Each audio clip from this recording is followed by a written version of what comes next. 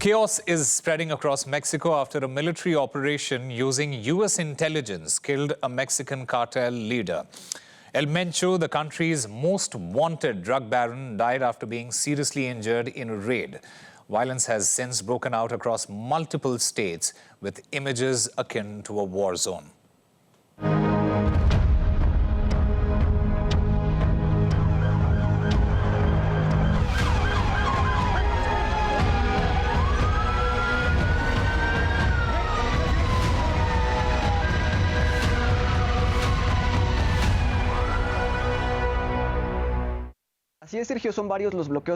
Several active blockades have been reported in the state of Jalisco, with impacts on roads in neighboring states or those near this entity within the Mexican Republic. In Jalisco, 4 people were killed during a confrontation between security forces and alleged members of the Jalisco New Generation Cartel, CJNG. It is presumed that the 50 fatalities were CJNG members.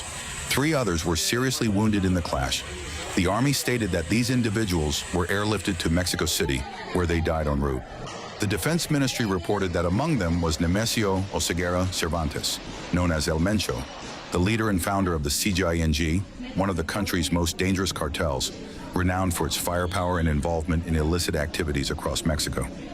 The operation was conducted jointly with the United States government, which provided additional intelligence, though details of Washington's involvement were not disclosed.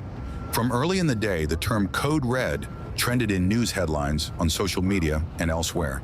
In Jalisco, the epicenter of these events, it manifested in road closures, highway blockades, and vehicles set ablaze.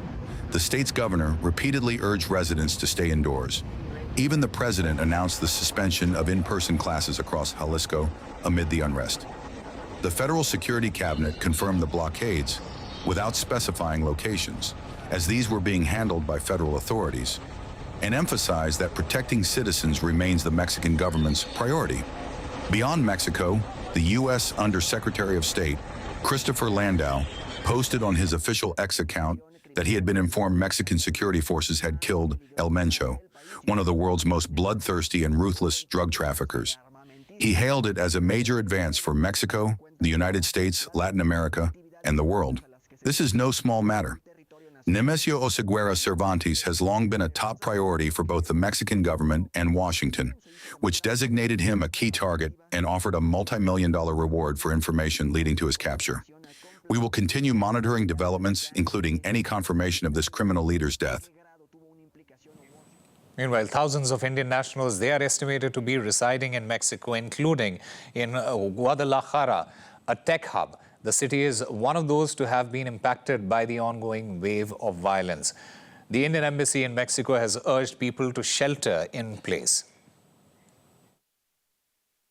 Dear all Indian nationals in Mexico, there are ongoing security operations and related road blockages and criminal activity. Indian nationals should shelter in place until further notice. Avoid areas around law enforcement activity and avoid crowds. Keep family and friends advised of your location and well-being via phone, text, and social media.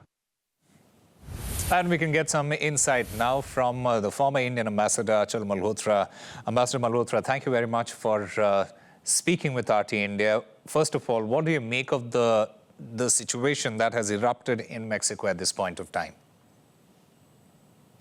Well, I think the situation at the moment is definitely evolving, and we have to say which way it is going to go. But definitely this is one of the most serious operations which has been undertaken by the government of Mexico with or without direct involvement of United States of America. We don't have the details. Yeah. The fallout is not yet clear, but as we can see from the reports appearing from that region, the drug mafia, the cartels are not taking it lying down, and they have shown signs of resentment, and they are also out of the streets. And whether the end of El Mencho is the end of drugs or narcotics, very, very difficult to say it.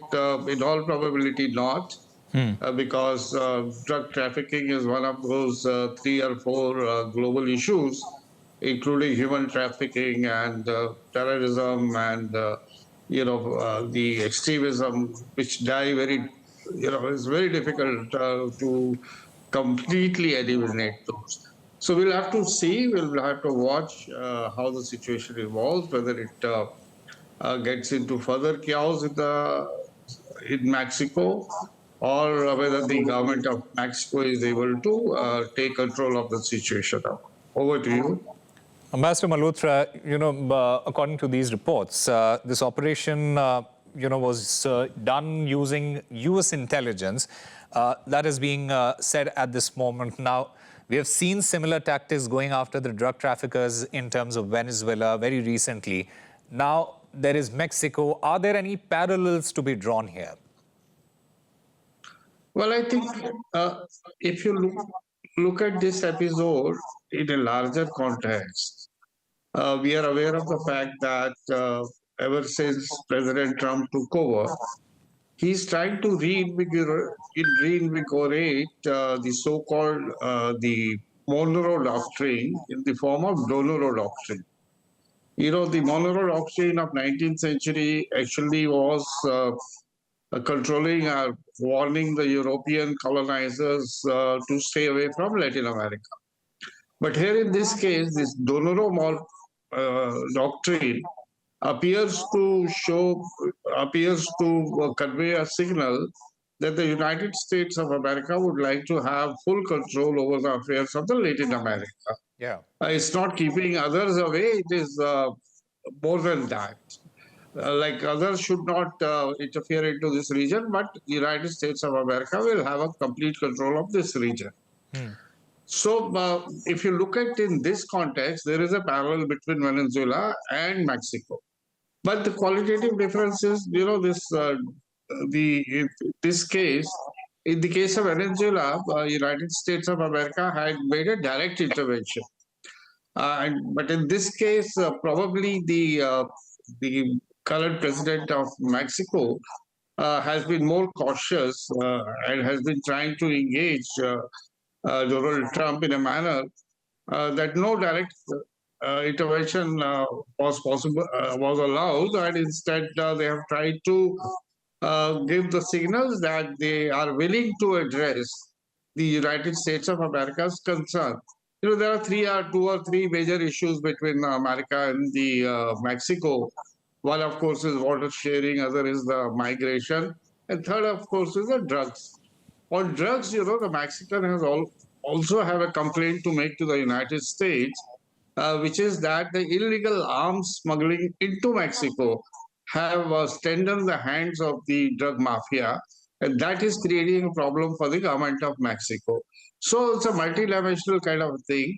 If Americans are able to, achieve their objectives through the existing regime, probably they'll be happy to, collaborate and cooperate and slowly move in that direction, and may not repeat what they did in Venezuela. Yeah.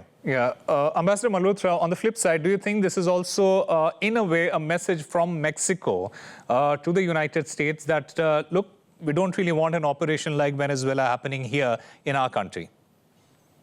Definitely.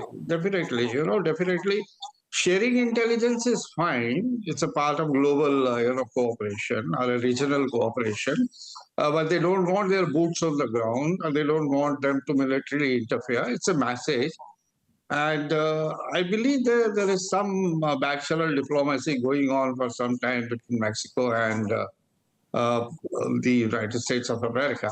And I think it would be ultimately in the interest of the United States of America also not to get involved into yet another this kind of an operation. I think Trump's hands are already full. He has had a setback on the tariffs very recently. Supreme Court, pulling him up for exceeding his powers. And now Iran and, Israel, so many other things are happening around the world. So I think so long as Americans are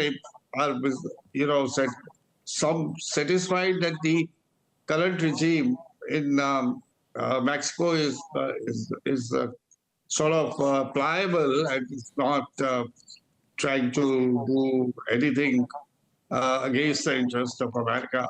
Probably may not intervene directly, but Mexico's message, as you rightly said, is very clear. They don't want a repeat of Venezuela here. Yeah. Let's see how it pans out. All right. Ambassador Achal Malhotra, thank you very much for speaking with RT India, sir. Pleasure. Thank you.